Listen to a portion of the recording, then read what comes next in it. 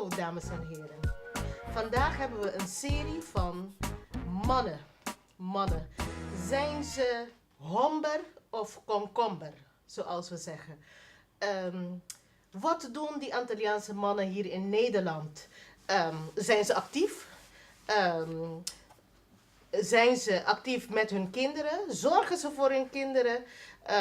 Ja, heel vaak zegt men dat alleen maar de vrouwen bezig zijn en de mannen blijven achter. En vandaag gaan wij een serie van verschillende mannen, zodat we erachter kunnen komen wat de mannen hier in Nederland doen. Vandaag Anthony Dongen. Ik was zelf ook een player, als ik het goed begrijp. Hoe breng je dat over aan je dochter van, hey, hier moet je op letten en dit moet je wel als je bepaalde kenmerken ziet bij een man.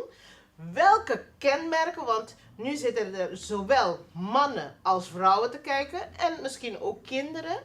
Misschien praten de vaders niet met hun kinderen zoals jij met je dochters praat.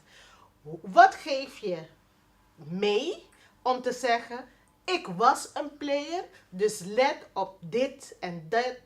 Ja, allerlei tips en trucs wat je aan mensen kan geven. Om niet in de val van de players, nu is het wat deftiger geworden, loverboy. Ja, hoe vallen ze niet in een val van een player of een loverboy? Een player en een loverboy, laat me beginnen te vertellen, is twee verschillende dingen. Ja, dat weet ik. Een player is iemand die een spelletje speelt, maar wel open zijnde met degene die hij de spelletje speelt. Hij geeft hem de keuze om te doen en laten wat die persoon wil. Maar een Geef loverboy, een voorbeeld. bijvoorbeeld, laat me zo zeggen, als ik jou zou playen, dan zou ik zeggen tegen jou, Joyce, van, luister hier, ik heb een vrouw thuis, ik heb 3 kinderen, dit is wat ik wil. We baseren het alleen maar op, wanneer je me nodig hebt, bel je me. En wanneer je me niet nodig hebt, hoef je me niet te bellen. Dan... Maar nodig voor wat? Ik bedoel om klusjes te doen?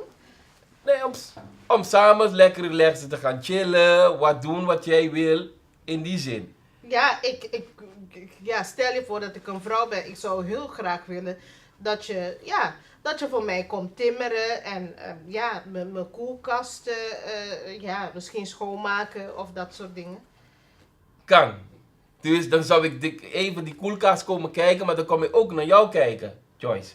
Ja, maar als ik Dus dat niet wil? Dan zou ik je, daarbij dan wou ik zeggen, dan heb ik respect voor. Dan zeg ik, dan blijven de regels gewoon tot playen.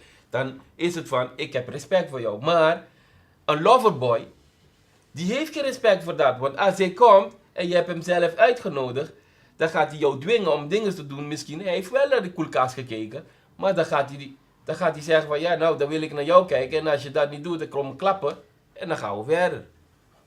Maar je blijft toch oppervlakkig. Wat doet precies een player? Want ja, goed, je bent 3 keer bij mij gekomen. Je hebt mijn koelkast schoongemaakt. Je hebt een kast wat ik heb gekocht. Maar ik wil niks anders doen dan, ja, gewoon, ja, dat je bepaalde dingen... Want ik heb geen man in huis, bij wijze van spreken. Ja, ik heb een paar kasten die, ja... in elkaar gezet moeten worden, ja, dan kom je 10, 20 keer en nog goed, ja. Nou, uitgebreid gezegd, Joyce, een player die komt om seks te hebben, maar dan gaat hij terug naar zijn plaats. Maar een loverboy, als hij komt, dan wil hij seks, maar die wil hij ook gebruiken voor zijn vrienden of voor commercieel zaken te doen. Dus in principe word je een soort bezit van hem. En een player niet. Een player is alleen maar daar en hij respecteert de regels van het spel. Ik kom even en je bent weg. Je hebt players. Je hebt ook slimme vrouwen. Je hebt een vrouw met een hele waslijst van wat ze gedaan willen hebben in huis.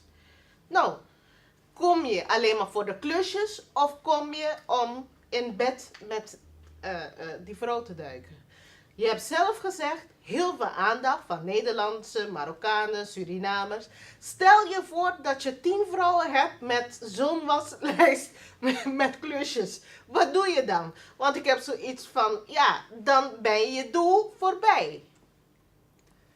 Als je 10 zulke vrouwen hebt met zulke klusjes, dan ga je jezelf verdelen om die 10 vrouwen te kunnen helpen. Dus dan ga je je eigenlijk in principe